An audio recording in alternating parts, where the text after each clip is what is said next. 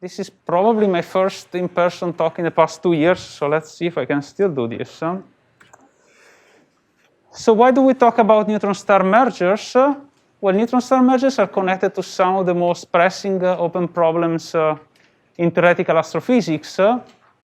Among these is the already mentioned equation of state of dense matter, but there are many others. For example, we think neutron star mergers are somehow connected to the mechanisms that produced the heavy element like gold and uranium.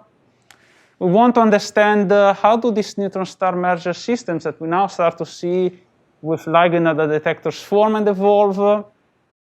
We see that neutron star mergers power gamma ray bursts, at least in some cases. And so we would like to understand how do they do that. Do all neutron star mergers make a gamma ray burst? We don't know. We only know about one of them. So there are many interesting questions, and they're all connected to neutron star mergers. So how do we plan to answer these questions? We think that we can answer these questions using multi-messenger observations. So if you haven't seen this plot already, at least 100 times, this is the first and so far only multi-messenger observation of a double neutron star merger system for which we had gravitational wave and light throughout the entire electromagnetic spectrum, from radio to infrared, X-ray, gamma ray, everything. And we hope that this will be the first of many. As the number and sensitivity of gravitational wave detectors on Earth increases, we expect that we will increase in the number of detections of both gravitational waves and light from these events. So now, great, now we have the data. How do we go about answering all of these questions? Well, if you have the gravitational wave data, then there is a very well-established procedure called gravitational wave data analysis that allows us to tell something about the components of this binary by comparing the gravitational wave signal with theoretical predictions. And I will not go into the detail, but among the things that we can learn are the masses of the two stars, perhaps their spin, and most interestingly, if we care about the equation of state, we can learn about their tidal deformability, which is encoded by this parameter lambda twiddle, that tell us something about the overall deformability of the binary, so the overall impact of matter effect during the in-spiral. I will not say very much about gravitational wave data analysis because there are people here that know about this much better than I do. If we have electromagnetic counterparts, and this is the so-called kilonova counterpart, this is the quasi-thermal part of the emission we saw for 170817, which we think was produced by radioactive decay of material ejected during merger. Well, if we have this counterpart, we can do something similar, maybe a little bit less sophisticated than gravitational wave data analysis. We can compare this signal. Here I show you the light curve in different bands. We can compare the light curve, the data points with theoretical models, and say something about the composition and mass and velocity of the outflows that we think produced this light curve. And so we can say something in particular about the opacity of this material, and that will tell us something about the type of elements that were formed. But this is not really what this talk is all about. What I really care for is how do we combine this data to say something more? So how do we combine electromagnetic data and gravitational wave data to say something more about the tidal deformability of neutron stars or the equation of state? How do we take gravitational wave data together with electromagnetic data and say something more about nucleosynthesis yields from these events? So you cannot do this by just comparing data with simple analytic models.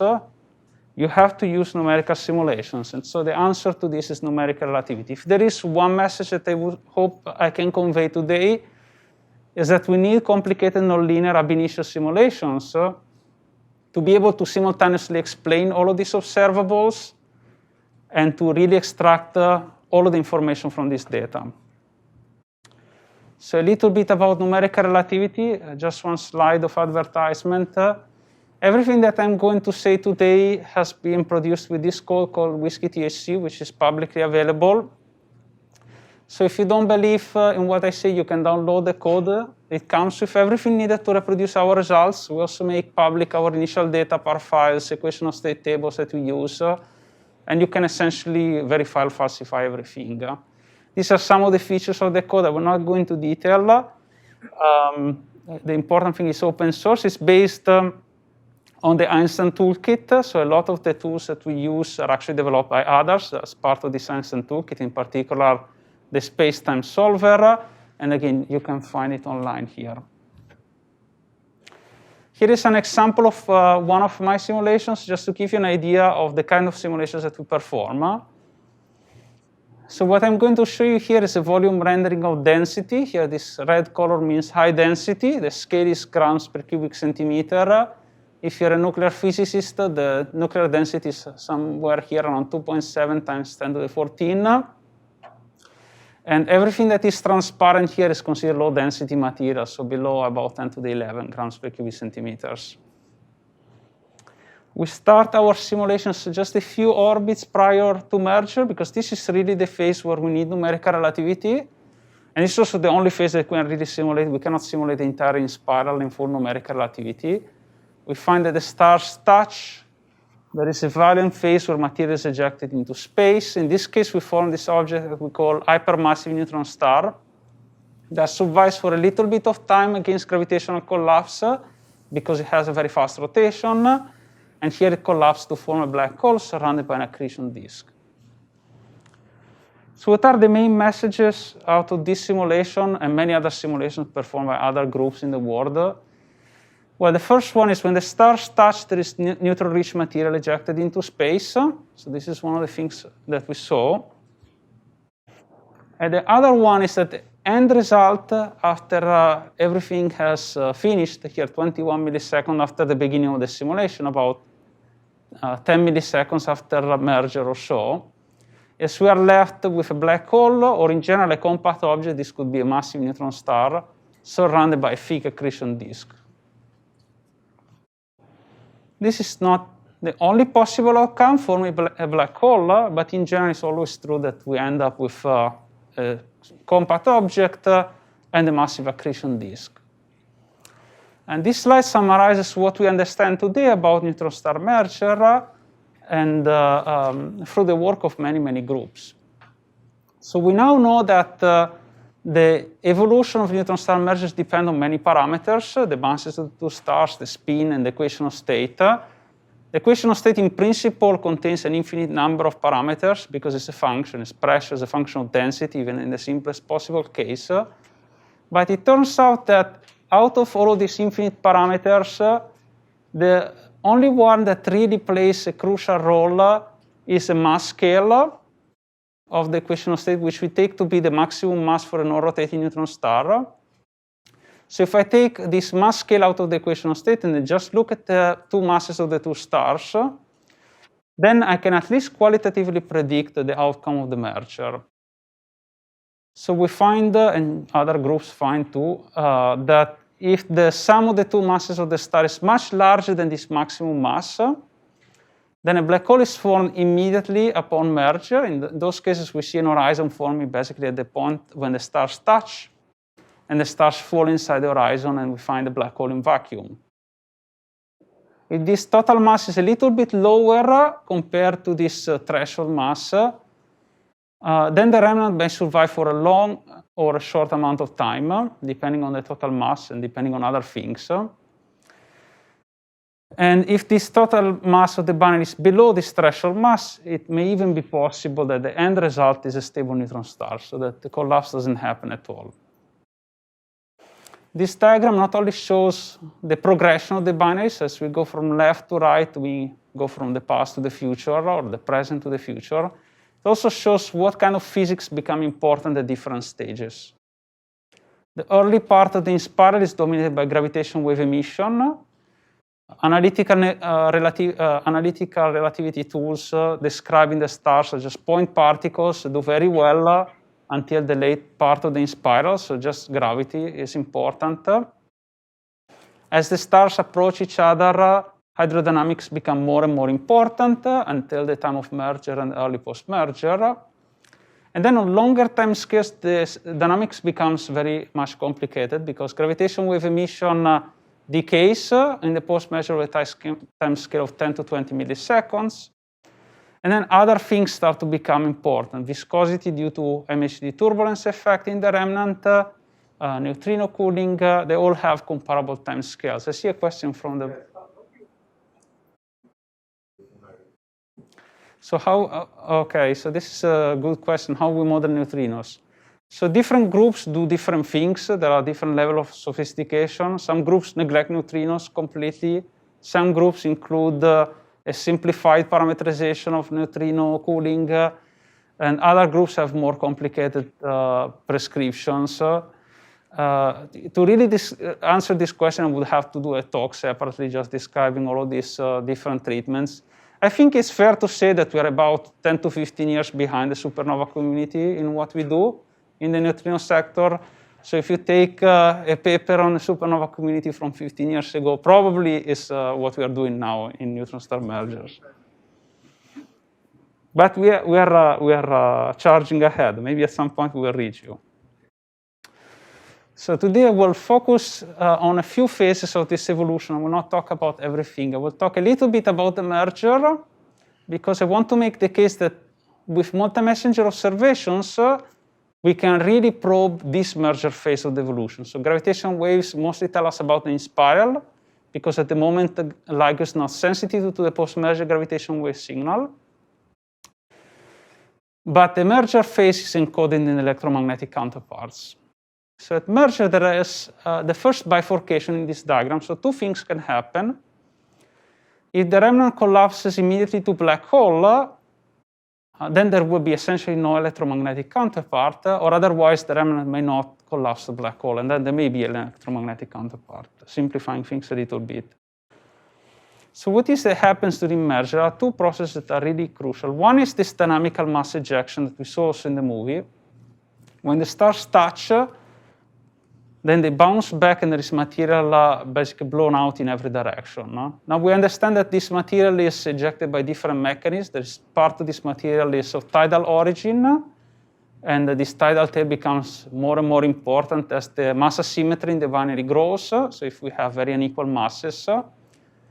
And then there is material launched by shocks and neutrino processes directly at the time of merger. This is what we call the dynamical mass ejection. So we have now performed, us and the community in general, many merger simulations. So we can now start to tabulate how much material is ejected by this process as a function of equation of state for different masses, mass ratio.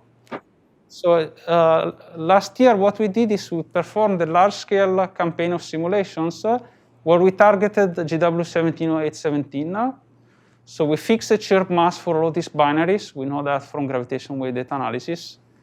We chose 5 different equations of state, as different as we could find them in the market. We ran the simulations for different mass ratios between 1 equal mass and 2, which is really extreme mass ratio for neutron stars. And all of these empty diamonds are the properties of this dynamical eject. On this axis, I have the total mass, how much material was ejected. On this axis, I have the composition. And these simulations included our flavor of simplified neutrino transport. And you can find this is the distribution. So this blue square here, this red square here, these are the values that you would infer by looking at the kilonova electromagnetic counterpart. So if by looking at electromagnetic data using relatively simple models, we can estimate what was the composition and mass of the ejecta.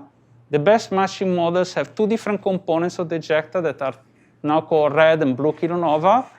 They had this mass and composition.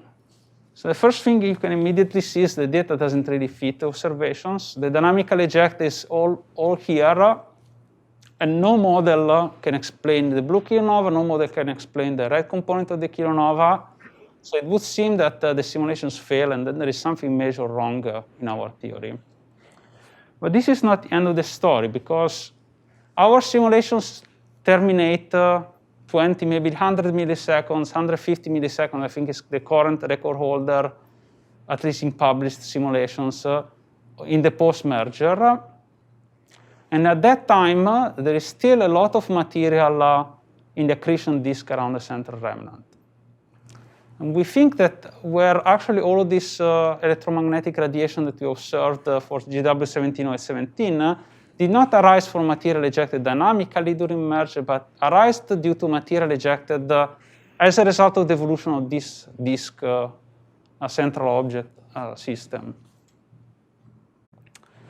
So we can start to try to probe this. So if we perform long-term simulations, one thing that we have discovered is that there is a mechanism that we call the spiral wave wind, by which spiral waves are launched inside of the disk by non-symmetric deformation of the remnant. And this drive an outflow that has properties that are interesting because they compare with the properties we need to explain the blue kilonova. So this is a possible way to make this blue kilonova. At least this is the only way that comes out self-consistent in our current simulations. If we want to explain this red kilonova, we have to invoke something else that happens on even longer time scale that we can simulate here. And so what we think powered this emission is late time disintegration of the disk due to nuclear processes. There have been simulations performed by other groups that focused on this phase, maybe doing simulations in 2D or with Newtonian gravity.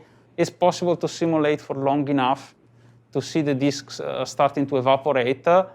And they claim that they can produce the required missing component of the ejecta. So at least in a piecewise form, we kind of understand where this ejecta came from. But there is no one model that self-consistently explains everything. We have to assume that something happens at the end of these simulations. For example, this point here, this was about 100 milliseconds after merger. We have to wait maybe for another few seconds and more material will be ejected with the right properties to make the red kilonova. This is plausible in the light of other studies, but this is just a speculation at this point. I've never heard of spiral wave wind, so could you explain spiral wave wind? Yeah, so we'll talk about the spiral wave wind in the second part of my talk. I hope that I got there, but thank you for your question. So let me pause for a moment and comment a bit more about this. So what we have learned, and this is, I think, something that is now accepted by everyone in numerical relativity, is that most of the outflow comes from the disk at the end of the simulation or after the merger, not from the merger itself, even with very asymmetric mass ratios. Can you also have relative state jets? I noticed that there's this low density but potentially highly magnetized outflow that might have very high Lorentz factors. Yeah, that's an excellent question. So it is possible that there are highly magnetized relativistic jets outflow. And actually, this is what we think powered the gamma ray signal in 17017. But what we are focusing here on is the thermal counterpart, which we don't think was powered by a beamed jet. So that is another part of the story that we're not really discussing here, or at least I'm not discussing. But Danny, just a question. Then, are you certain that this mass ejection cannot be due to some magnetic field effects or neutrino effects that we are not taking or capturing properly? So there may be outflows due to magnetic effects, and actually this late time disk wind, this is all due to magnetic effects. What I'm claiming is that at least in terms of the dynamical ejecta, right at the time of merge, it is unlikely that magnetic effects will produce enough material to explain this observation just with the merger phase. And similarly, these simulations include neutrinos in a crude form. Neutrinos boost the ejecta by about 50%. If we switch off neutrinos, this number goes down a little bit. But it seems very difficult to explain this amount of ejecta. So the good news here is that although we cannot directly simulate the process that generates the bulk of the emission, we know that this emission came from the evolution of the disk. And it turns out that the disk mass can be predicted relatively accurately with simulations. and the disk mass depends on the parameters of the binary. So to explain why this is the case, I want to make a step back and talk about how the disk is formed in the first place. It turns out there are two regimes. If the mass ratio of the binary is close to 1, this example here at the bottom, what we see is that the disk is actually formed by material that is squished out from the collisional interface of the stars when the stars start to merge. So the stars merge, their cores try to fuse together, and they displace hot material that ends up forming the disk. If at the time of merger there is an horizon between the two stars, there is no material to be displaced out, and so there is no disk in this case. If the mass ratio of the binary is sufficiently high, and we're not sure how high it's high, but we think it's around the Q 1.3 or so, then what can happen is the secondary star, the least massive one, can be tidally disrupted, and in this case you can form a massive accretion disk even if the black hole forms immediately. But we can consider these two cases separately. This is a little bit more quantitative, but it's showing the same picture. So look at the solid lines for a moment. Forget about this other two. I will talk about them in a moment. Here is the accretion disk mass versus time for 3 binaries with 3 different equations of state. This is the time in milliseconds from merger. You can see the time of merger, there is no disk. And then with time, material gets pushed out of the remnant into the disk. And this process terminates when there is black hole formation. So at this point here, for example, this blue binary undergoes black hole formation. A big chunk of the disk is accreted right away. And then the system will evolve on much longer time scales from here. This red one is the same story, but the remnant survives for longer. Then there is black hole formation, and we are left with some disk at the end. And this green one doesn't form a black hole at all. David, how do you define the mass of the disk if the black hole has not formed yet? So How here, do you define the disk in general? So here the way we define the disk is everything with density below 10 to the 13 grams per cubic centimeter, because in other studies, people have shown that this material has an angular velocity profile roughly Keplerian. So if you plot angular velocity versus density, but I agree that the only precise way to define this is after black hole formation. At this time here, the mass of the disk is really well determined. In the case in which we have tidal disruption, the disk actually starts to form even before merger because the stars break apart. And we can have black holes with very large accretion disks. So what this picture is showing us is that we can already rule out something in 170S17. We can exclude the case in which the mass ratio was close to 1 and in which the black hole formed rapidly, because in that case, the accretion disk mass would have been very small. So we can already say something more about the equation of state using this. So we can do this in 2 ways. The first idea was proposed by Andy Bauswine in these 2 papers, and here is just reproduced by us. So if we assume that the mass ratio is sufficiently small, and this is an assumption that may or may not be something that you agree on, then what you can do is you can compute the ratio between the threshold mass above which black hole promptly forms and this mass scale of the equation of state, the maximum mass. It turns out that this ratio constant, this kappa, depends on other properties of the equation of state, and in particular the compactness of a maximum mass star. And you can do a fit to these properties. So the idea here is we know something about the threshold mass because we know that 17OS17 did not make a black hole. We know something about this maximum mass because we see massive pulsars with radio surveys. And then we know this relation, so we can say something about this Cmax, which is the ratio between the maximum mass radius and the mass of the maximum mass star. So this tells us something about the radius of a neutron star. And these are our results. These are in red, and they agree essentially very well with the results by Bauswine et al. The only thing that we see is that there is a systematic shift, and it's due to the fact that these simulations by Andy Bauswine, they use conformally flat gravity, so they underestimate a little bit the mass for black hole formation. Actually, they overestimate a little bit the mass for black hole formation. A more general approach is to do multi-messenger parameter estimation. So here the idea is, suppose we want to know something about some properties, the posterior probability, the confidence we have in some properties of the binary, for example, the tidal deformability, this theta, given the data that we have observed. And the idea is to use Bayes' theorem and to factor out this in a prior and likelihood that we can evaluate given the data in a model. And if we assume gravitational wave and EM data to be independent, we can factor out the likelihood like this. Now, gravitational wave data analysis is essentially all about modeling this part of the likelihood. So this we know very well how to do. Now, what we have done is we have combined simple semi-analytic models for the Kirov and the results of numerical relativity simulation, so that now we can write this likelihood in terms of the same parameters that go in the gravitational wave data analysis. We can express the amount of ejecta as a function of mass ratio and tidal deformability with some error bars.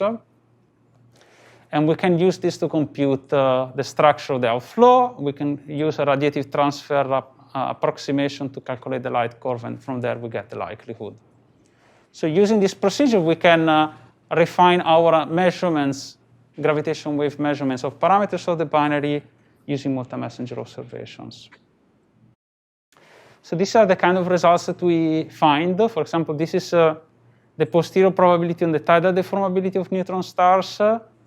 This blue histogram is the result that we obtain just with gravitational wave data analysis. Here we have redone the analysis, so this is independent from LIGO. So it's also an independent confirmation of LIGO results with slightly different assumptions. If we throw in the electromagnetic data, then we can rule out very soft equations of state, so small tidal deformability, that would deform black holes rapidly at the time of merger. We can also rephrase this constraint, the very same constraint in terms of the radius of a 1.4 solar mass neutron star.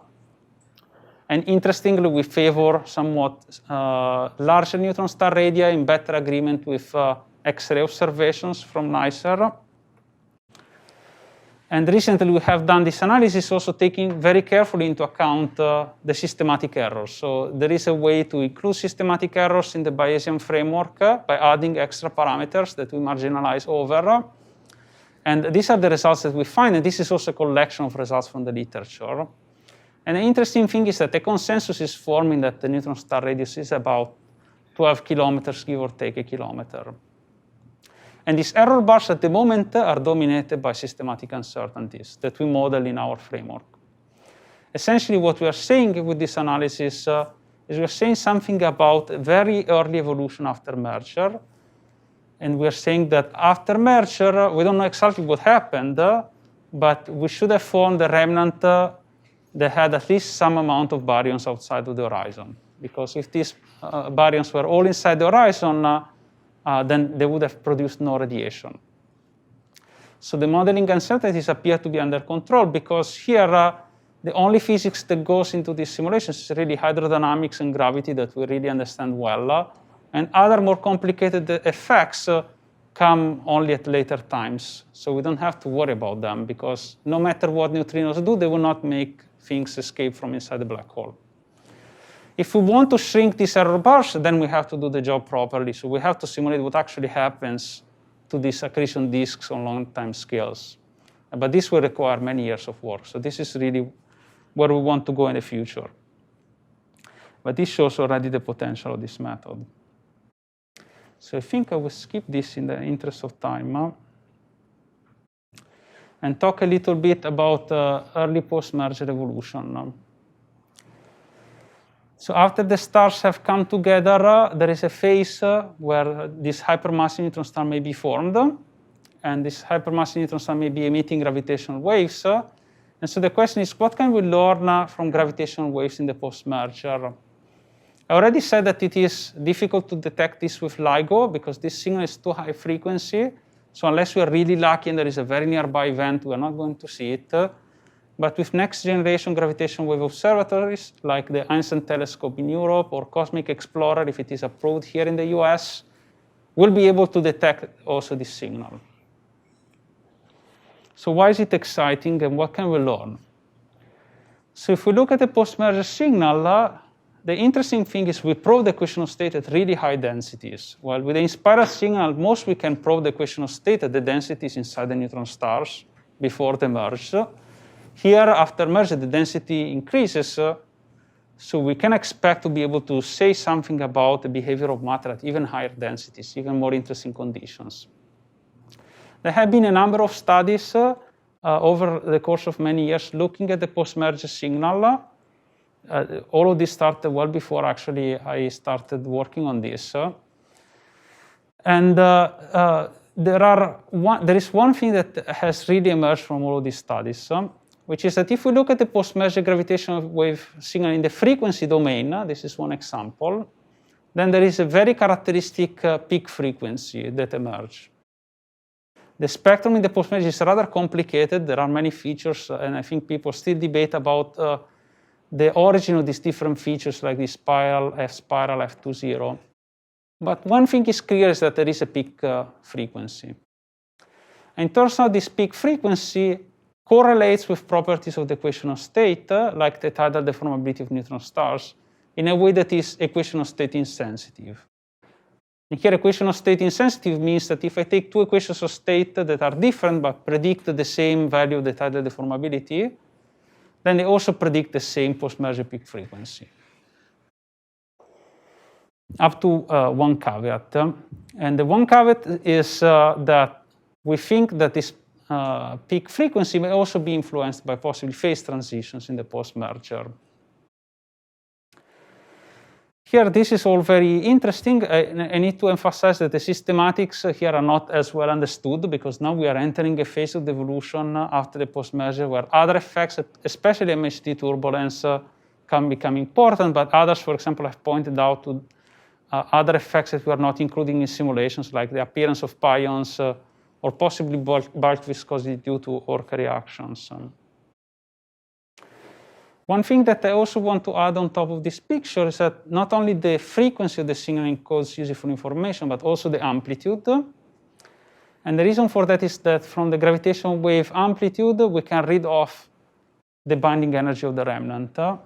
So this would give us a very powerful way to constrain the compactness of the merged remnant. So for example, in this example, I'm showing you how to disentangle two equations of state that have identical nucleonic component, but in which one of the two has hyperons appearing at high densities that cause the remnant to become more compact and emit more gravitational waves.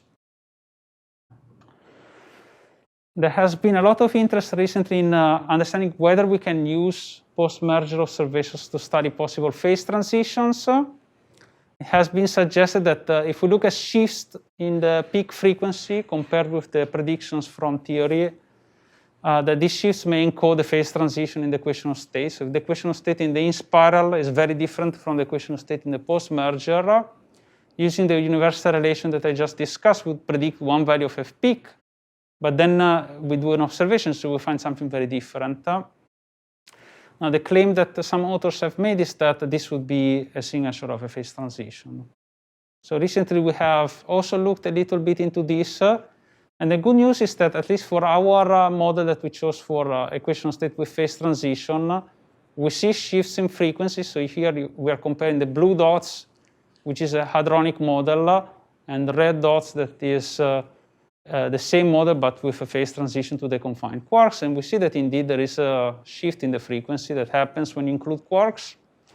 The bad news is that if you look at all the other models here, these gray lines, these are all other equations of state. They're all nucleonic, and they're kind of all over the place. So it's not clear that if we see a data point in this diagram that shows frequency versus this deformability, we'll be really able to say whether this came from an equation of state that had a phase transition or just a weird nucleonic equation of state.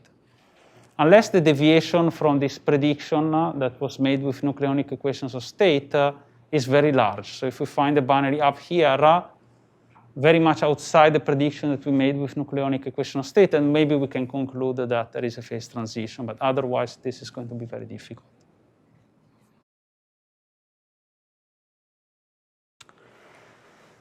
Okay, in the last, I don't know, how much time do I have? About 10 minutes. Okay, so in the last 15 minutes, I want to talk about long-term evolution. And I also want to spend some time discussing the challenges that we face and how we think we can approach them. So first of all, let me clearly define what I mean by long and short-term evolution. So if I were to plot the time scale over which the system is evolving by emitting gravitational waves, at these very early times, the characteristic time scale due to gravitational wave emission is of the order of a millisecond. And then after 20 milliseconds, it becomes of the order of a second. While other time scales like MHD turbulence induced viscosity and neutrino cooling can also be estimated to be a fraction of a second to a few seconds. So after these 20 milliseconds, when most of the gravitational wave signal has died out, the system evolves under the action of all three effects at the same time. So gravitational wave emission, gravity, weak reactions, electromagnetism, and the equation of state. So all four forces of nature really become equally important in this phase. So when I talk about long-term evolution, I'm thinking about evolution over these long time scales when these effects become very important. So one of the things that we discovered is the spiral wave mechanism. So let me show you a visualization of another binary, like the one we have seen before, but in this case, we have a long-lived remnant at the center. What you can see is that the remnant is deformed. This deformation has an m=1 character. It's called the spiral wave instability, the one-arm spiral instability. And this is a type of instability that is known to exist for differentially rotating objects and has been discovered in the context of core collapse supernovae. And what we can see is that this deformation causes waves that travel through the disk. So you can see this remnant rotates, it launches waves into the disk. And these waves transport angular momentum. There is a formalism that has been developed in the context of spiral galaxies to study how much angular momentum is in these spiral waves. So we can check how much angular momentum is transported, and this is a visualization of that. And we see that these waves transport positive angular momentum. So after the wave has passed through a fluid element, this fluid element has more angular momentum than it had before, so it wants to go out. So the spiral waves drive mass ejection from the binary. And we can see it here in this diagram that shows ejected mass as a function of time for two binaries, targeted to 17 or 17. These dashed lines, this is the dynamical ejecta. It's not a lot of ejecta. While these blue lines, this is the spiral wave wind. So we find that for the DD2 binary, which is a binary that doesn't form a black hole, the spiral wave wind continuously emit mass, and at least until the time we can simulate, which is about, now I think we pushed this actually to 120 milliseconds post-merger, and this mass ejection continues basically at almost at a constant rate. Question. So do you think the spiral wave originates from the so-called low T over W instability? Yes, I think it is connected to the low T over W instability. And the reason for that is that once black hole formation occurs, like in the LS220 case, this mass ejection turns off. We still think that the disk will evolve due to MHD effects that were not included in the simulations, and nuclear burning also in the disk at late times will play a role.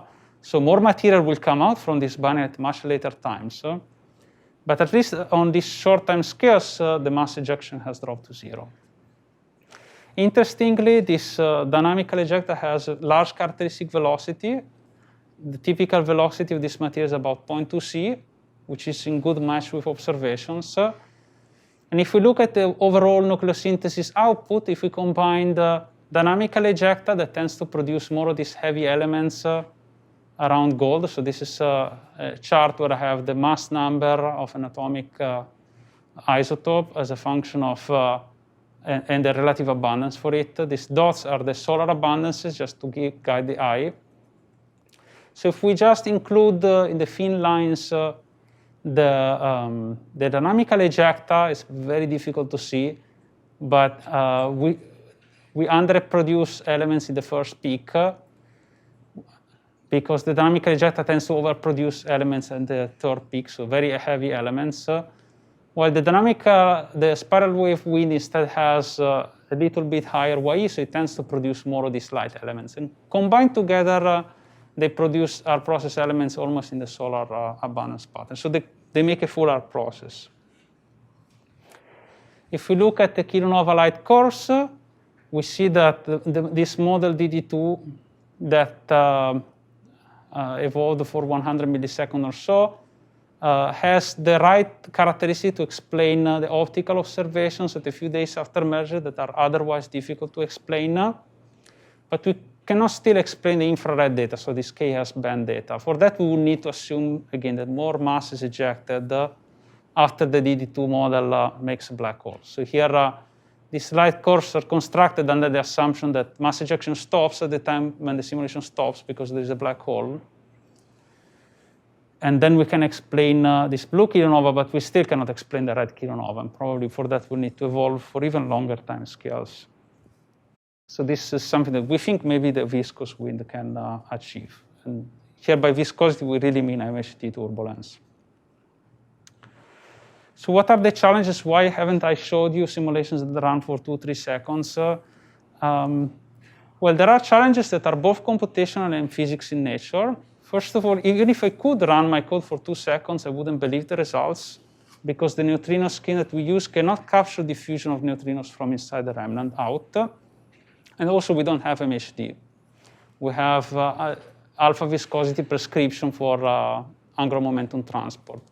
So one of the issues, we don't even have the full physics. But even if we have the full physics, the problem is that the time scales that we have to evolve for are very long.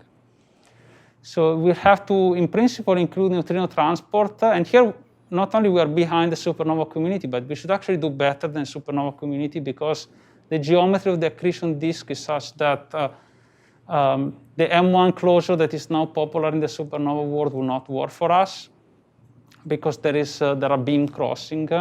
There's a whole issue with neutrino oscillations that I will not discuss. We have MHD turbulence occurring on very small scales.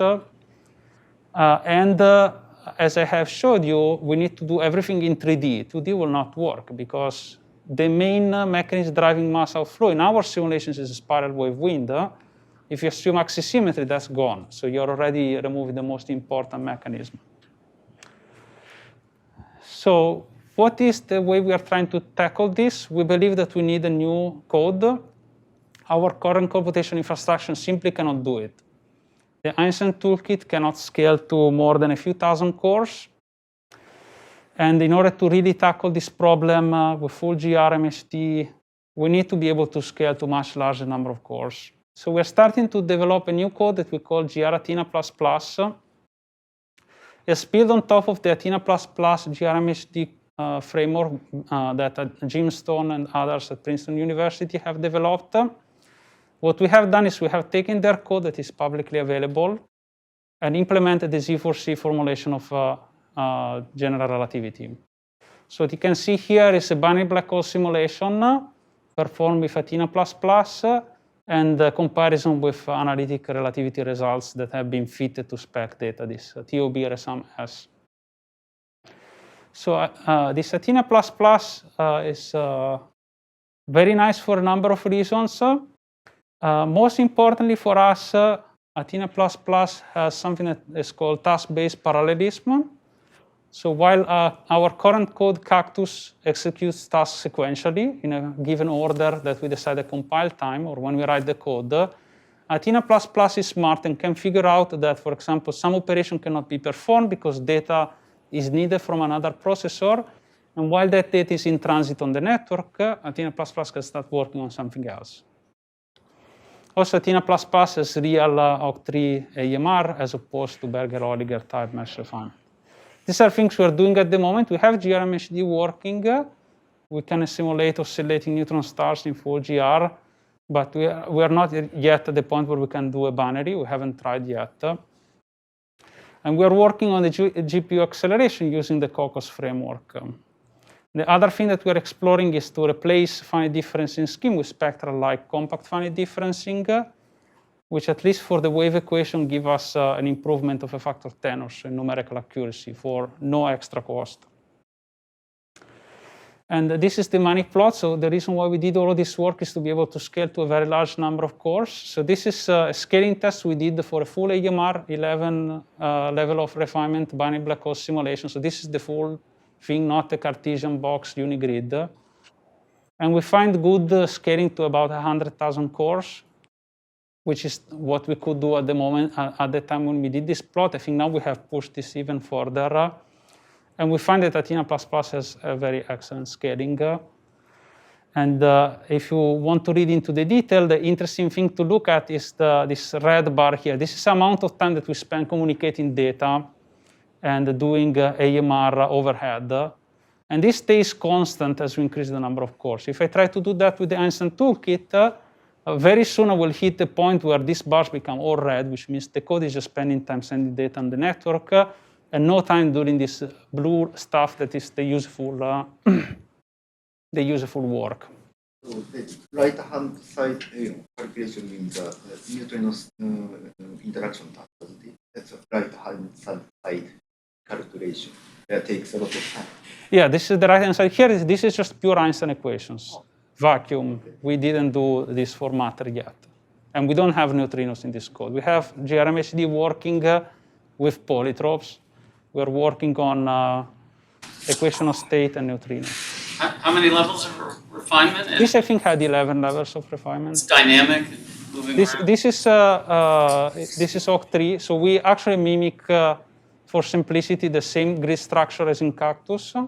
So we manually tell the AMR driver where to put the refinement levels. But we also want to experiment with real AMR where we have an error function that we use to drive the grid, like the GR Chombo people do, for example. So I'm already the conclusions. I think the main message is we can already do multi-messenger astrophysics today. We already have enough information to say something interesting, given all of these nice observations. In the future, one really exciting avenue to learn even more about the physics of neutron stars is looking at the post-merger gravitational wave signal. But there we are still at the beginning. We still need to understand very well the systematics. And however, the word of caution is that we have to be very careful about interpreting our results when we think about long-term evolution of these objects.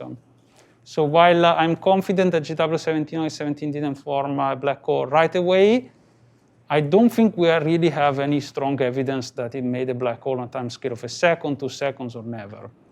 And this is because we really don't understand yet the physics that is important on these long time scales. And for that, we'll need to simulate at much higher resolution than we can do today for longer and using more physics. So this is really a grand challenging problem for us to solve. Thank you.